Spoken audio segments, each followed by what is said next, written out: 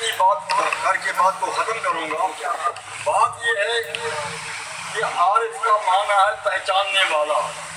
ابھی ڈاکٹر صاحب بتا رہے تھے کہ قرآن مجید جب پڑھتے تھے وہ تو کوئی اسرار کئی اسرار و رموزات کے سامنے آتے تھے. ایک مرتبہ پڑھتے وہی آیت اس کے فیض و برکات کا انداز کچھ اور ہوتا, پھر وہی آیت پڑھتے اس کی نورانیت کچھ اور ہوتا.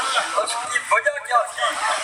وجہ یہ ہے کہ قرآن تو ہم بھی پڑھتے ہیں, قرآن تو علماء بھی پڑھتے ہیں, محدثین و مفسرین بھی پڑھتے ہیں, لیکن تمام قرآن پڑھنے والوں کی جو نگاہ ہوتی ہے وہ قرآن پر ہوتی ہے.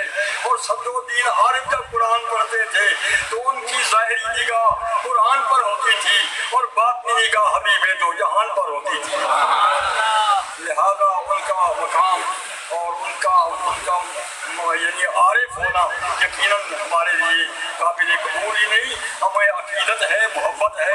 اللہ تعالیٰ ان کے فیض و برکات سے ہمیں نوازے. آمین. وآخر دعوانا الحمدللہ رب العالمین. میں درخواست گزار ہوں علامہ صاحبزادہ سعید احمد صاحب فاروقی سے کہ 3-4 منٹ میں اپنی گفتگو مکمل فرمائیں. 3-4 منٹ میں خطیب کے لیے ایک بڑی آزمائش ہوتی ہے. تفصیلی خطاب ہم درگاہ غوث العالمین پر سنیں گے. 3 سے 4 منٹ میں اپنی گفتگو مکمل فرمائیں. جناب علامہ صاحبزادہ. بسم اللہ الرحمن الرحیم. خوش نصیب شرکائے اس مقدس, ہم سب کے لیے یہ ایک بہت بڑا اعزاز ہے کہ ہم غوث العالمین کے شہر میں پیدا ہوئے.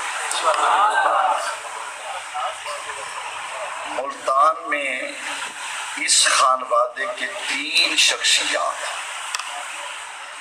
حضرت غوث العالمین بہاؤ الدین زکریا ملتانی رحمۃ اللہ علیہ, حضرت شاہ صدر الدین عارف باللہ رحمۃ اللہ علیہ, اور حضرت قطب الاقطاب شاہ رکن عالم نوری حضوری رحمۃ اللہ علیہ. ایک لفظ میں صرف ایک جملہ عرض کروں گا.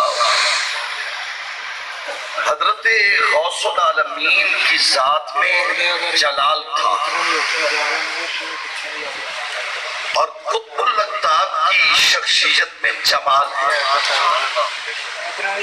ادھر جلال اور ادھر بولو, ادھر جلال اور ادھر جمال, لیکن جس کے عرص میں آئے ہیں وہ ہے صاحب کمال.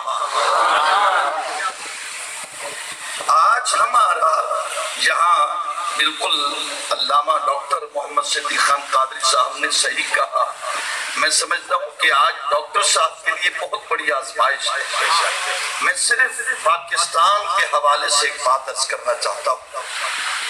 شہزادگان حضور قبلہ مخدوم المخادیم شاہ محمود حسین قریشی دامت برکاتہ العالیہ تشریف فرما, اور آپ کے پہلو میں بڑا خوبصورت لفظ آپ نے انتخاب کیا اپنے لیے کہ مجھے مخدوم نہ کہو بلکہ خادم غوث کہو.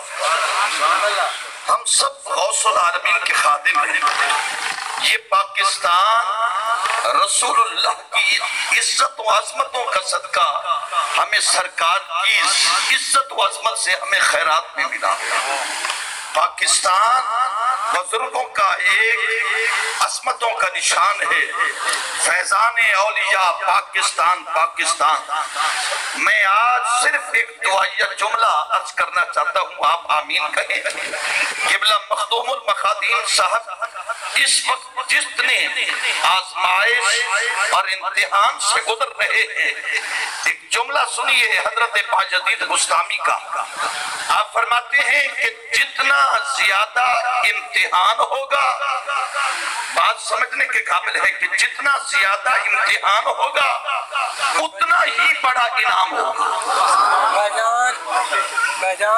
اور پھر جتنا بڑا امتحان ہوگا اتنا بڑا انعام ہوگا. کشمیر کے حوالے سے آج پوری دنیا میں جس محبت کے ساتھ میرے حضور جگر گوشے غوث العالمین کا ایک پیغام پوری دنیا کو مل رہا ہے, اور ہر ملک کا सरबराह क़िबला मखदूम साहब की इज्जत और अज़मतों को जानता है। वजह क्या है कि हर शख्स मखदूम साहब के मोहब्बतों के सामने झुक जाता है। ये तारीख़ तसव्वुफ़ है कि हज़रत कुतुबुल अक़ताब जब भी जहां जाते तो बड़े बड़े बादशाह और बड़े बड़े उमरा और बड़े बड़े सलातीन और बड़े बड़े फकरा उनकी गर्दनें झुक जाती थी।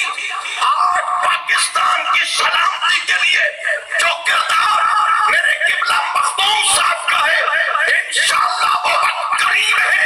हमारी निगाहें देखेंगी कि हम सब मिलकर ये नारा लगाएंगे कि कश्मीर बनेगा, कश्मीर बनेगा पाकिस्तान। साहिबान मुहतरम, मैं दुआइया जुमला ये अर्ज करना चाहता हूँ कि बहुत बड़े इम्तिहान से जो गुजर रहे हैं, आप दुआ करें गौसुल आलमीन की गौसियत और जमाल का जलाल का सदका, कुतुबुल अक़ताब के जमाल का सदका और सदरुद्दीन आरिफ बिल्लाह के कमाल का सदका अल्लाह आपकी हिफाजत फरमाए और मुल्क और मिल्लत के लिए अल्लाह ताला आपको जिस कदर तौफीक दे उससे ज्यादा हिम्मत अता फरमाए। खुदाबंद कुद्दूस, फिर वही जुमला अर्ज करूंगा कि हमारे लिए जो खुशबख्ती है, अल्लामा कारी अब्दुल गफ्फार साहब, क़िबला सैयद मोहम्मद अदनान शाह साहब, ये हम क़िबला उस्ताद मुकर्रम तशरीफ फरमा है, ये हमारे लिए एजाद है कि हम गौस के शहर में पैदा हुए हैं और गौस के शहर में रहे हैं, और ये हमारे लिए एजाद है। हमें जो कुछ भी मिला है तो गौस के दर से खैरात मिल रही है। हज़रात मोहतरम, खत्म शरीफ के